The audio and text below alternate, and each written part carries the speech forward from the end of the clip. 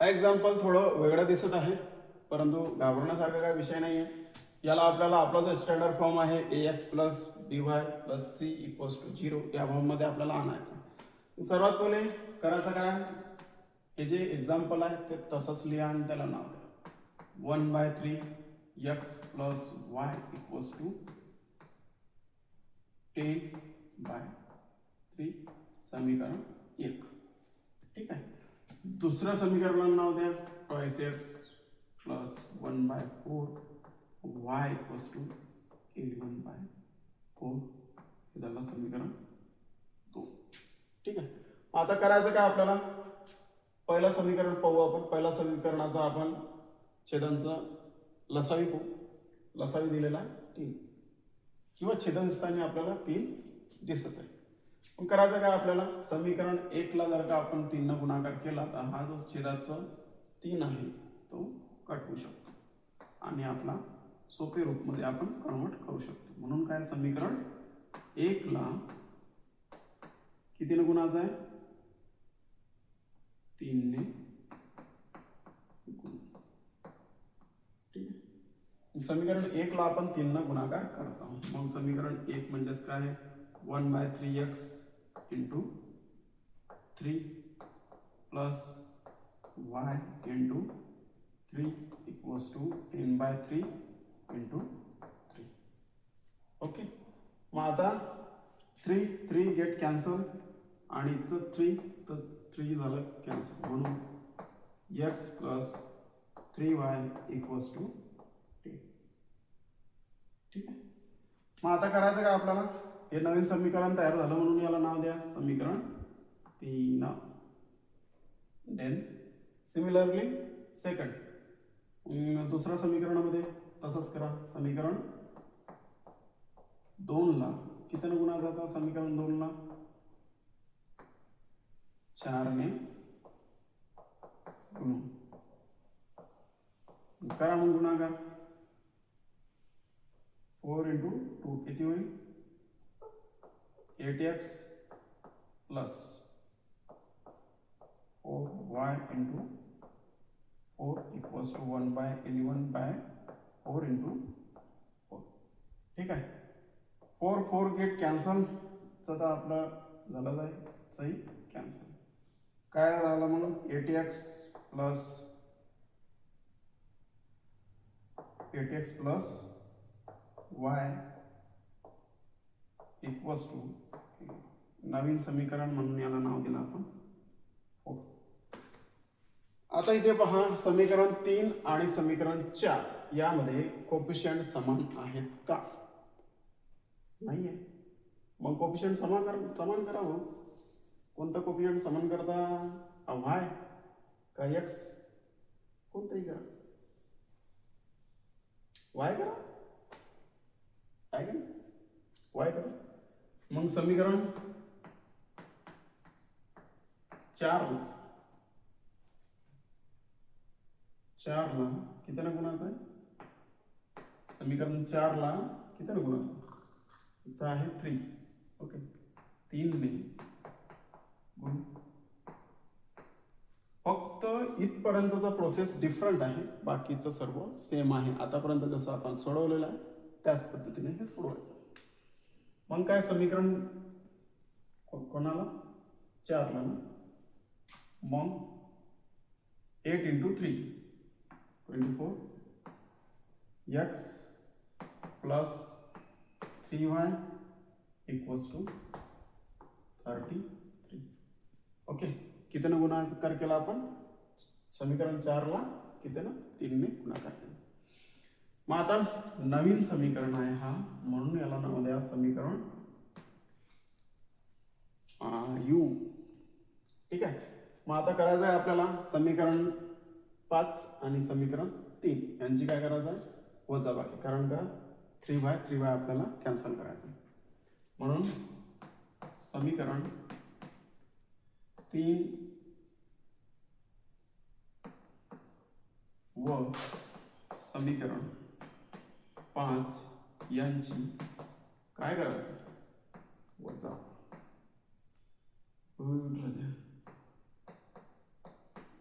वजा वजा करू. ठीक आहे, यांचे काय करायचं आपल्याला वजा करायचं. मग वजाबाकी करा. समीकरण 3 पुढे आहे 3x plus x plus 3y equals to 10, then 24x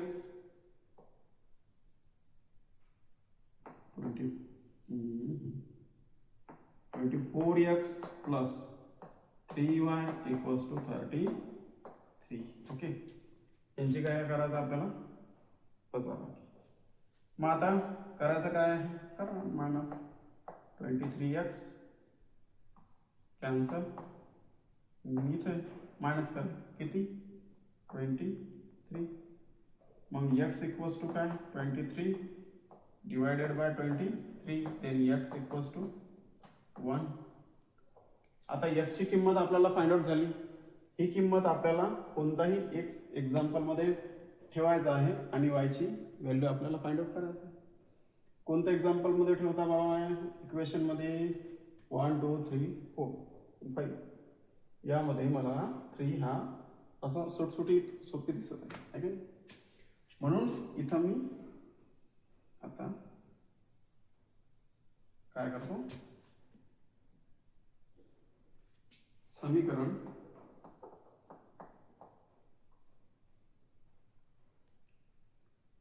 3 मध्ये, समीकरण 3 मध्ये काय x इक्वल्स टू 1 ही किंमत ठेवून. ठीक आहे, समीकरण 3 मध्ये x इक्वल्स टू 1 ही किंमत ठेवून. मग ठेवा ती किंमत. x ची किंमत किती आहे 1 आहे, plus 1 plus 3y equals to 10. Okay, then आपल्याला 3y ची किंमत पाहिजे म्हणून 3y ला आपण बाहेर आणलं, इक्वल्स टू 10 आपला ॲज इट इज उरला काय आपला 1. 1 चं साइन आहे इकडे प्लस, बरोबर चा त्या साईडला पाठवा, काय होईल मायनस. म्हणून काय 3y equals to 9, then y equals to 9 by 3, then y equals to किती 3. ओके, अशा प्रकारे आपण एक्झाम्पल सॉल्व करू शकतो. ठीक आहे,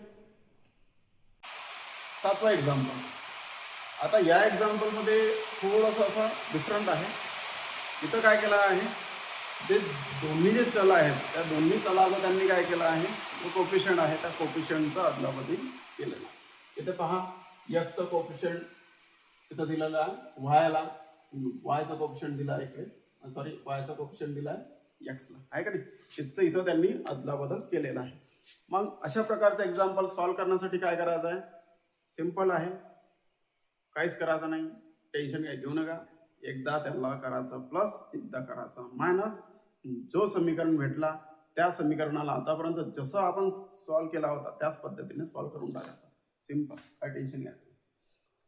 करायचं काय आपण, एक काम करा, सर्वात पहिले तर इक्वेशनला नाव देऊन द्या, आहे का नाही. इक्वल्स टू 499 हे झालं equation 1, then 1 0 1x plus 99y equals to 5 0 1 हे झालं 2. ठीक आहे, मग करायचं काय, आता जसं सांगितलं मी, समीकरणाचं एकदा प्लस करायचं, एकदा मायनस करायचं. ठीक आहे, मग आता समीकरण 1 व समीकरण 2 यांची काय पहिले करा बेरीज, यांची करा पहिले बेरीज करू.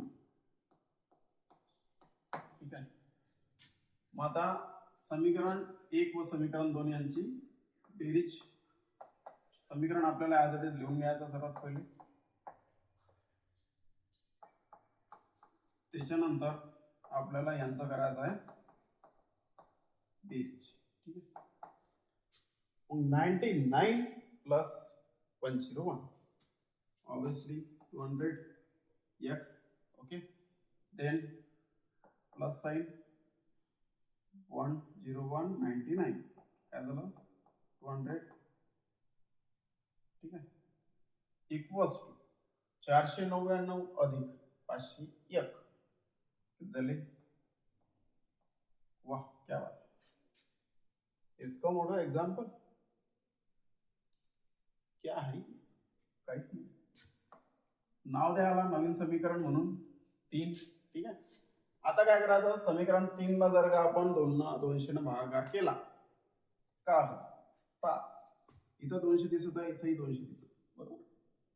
म्हणून काय करायचं समीकरण 3 ला किती भाग द्यायचा आहे 200 ने भागून. क्या बात घ्या भागाकार करून काय होईल 200 भागीला 200 1 ओके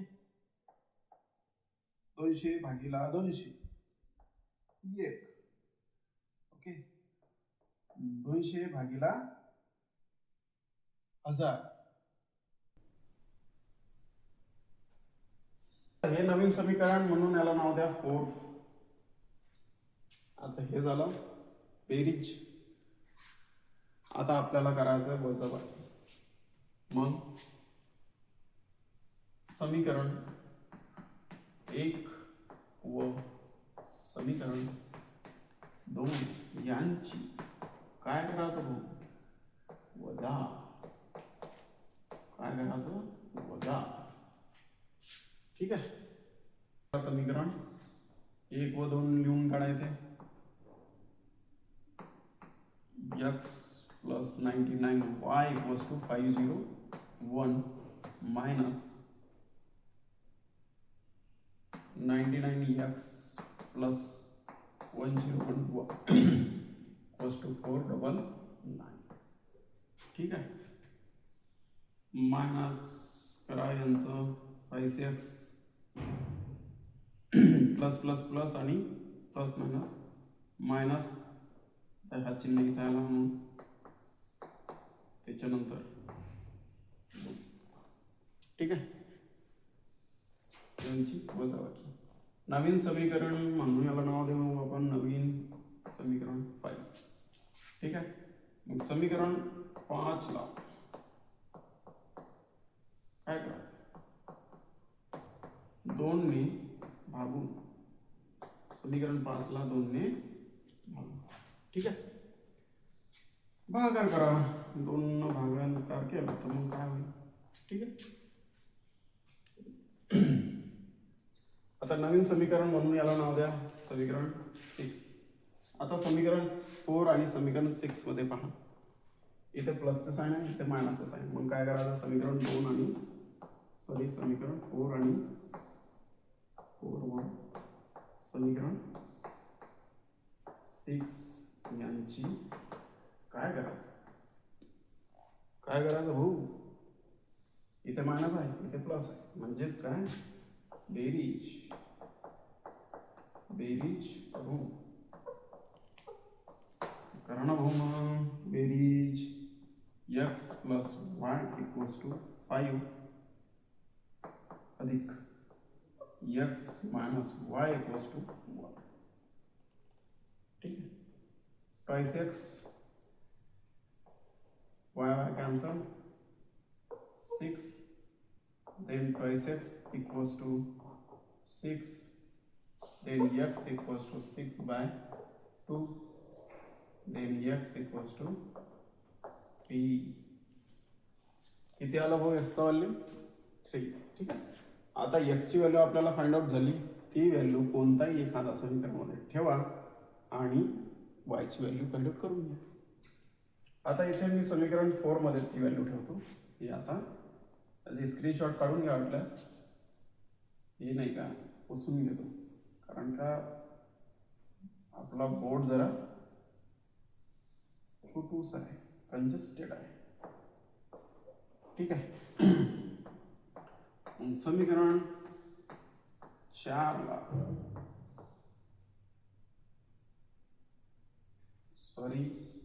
समीकरण 4 मध्ये x equals to 3 ही किंमत ठेवू. ठीक आहे, मग ती किंमत ठेवा. एक्सची व्हॅल्यू किती आहे 3 plus y equals to 5. Then y equals to 5. 3 तिकडे पाठवा minus then y equals to. ठीक आहे, अशा प्रकारे आपण एक्झाम्पल सुद्धा सॉल्व करू शकतो. त्याच्यानंतर जो एक्झाम्पल आहे 8वा नंबरचा, तो एक्झाम्पल पण सेम आहे. याच पद्धतीने आपण ते सॉल्व करू शकतो. ठीक आहे, व्हिडिओ जर का आवडला असेल तर चॅनलला सबस्क्राईब करून घ्या. अशाच नवनवीन आणि नवीन टेक्निकसह आपण काय म्हणतो त्याला मॅथ्स शिकण्यासाठी चॅनलला सबस्क्राईब करून घ्या. धन्यवाद.